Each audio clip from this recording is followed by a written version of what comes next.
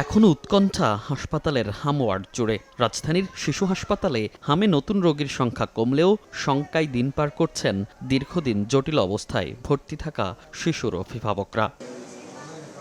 শুরুতে সাধারণ জ্বর সর্দি থেকে নিউমোনিয়া, এরপর ফুসফুসের সংক্রমণ।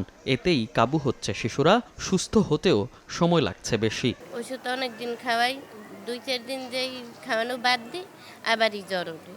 ওইরকম করে প্রায় 1 মাসেরও বেশি ধরে আপনার খালি ওষুধের উপর রাখ।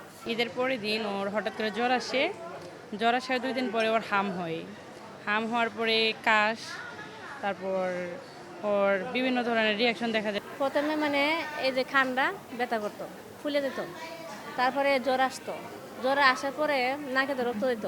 চিকিৎসকরাও বলছেন টিকার সুফলে নতুন রোগী কমলেও জটিল রোগীদের অবস্থা আশঙ্কাজনক। মারাত্মক নিউমোনিয়ায় বিকল হচ্ছে শিশুর ফুসফুসের টিস্যু। বাইরে থেকে যে রোগীগুলো আসতেছে এখন, সেগুলো কিন্তু সাধারণ যে বললাম নতুন আক্রান্ত কোনো রোগী না, আগে হাম হয়েছিল, তাদের জটিলতা নিয়ে কমপ্লিকেশন নিয়ে আসতেছে, স্পেশালি নিউমোনিয়া। এবং এই নিউমোনিয়াটা এত খারাপ যে তার শ্বাসকষ্ট কোনোভাবেই কমে না। অক্সিজেন দেওয়ার পরেও তার ডিসচার্জ রিলিভ হয় না, কারণ তার বাইলেটার লাং সিভিয়ারলি ড্যামেজ।